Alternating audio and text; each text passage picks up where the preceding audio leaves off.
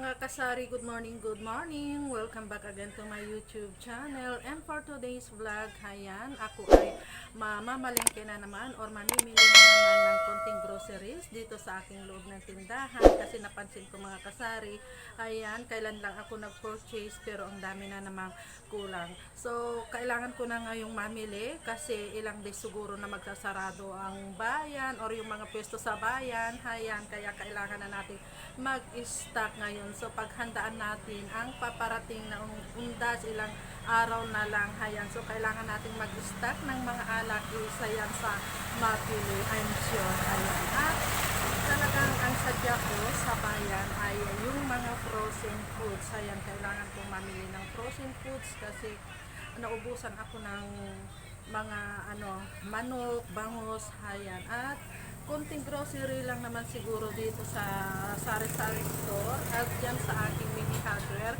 Yan pa talagang isa kong sadya. Ang dami ng kulang dyan tulad ng mga langis, mga butane, tapos yung mga tutti oil, talagang naubusan na ako dyan. So talagang need ko ng mamili ngayon. Mahirap na kasi ang dami ng hinahanap nito, Merna.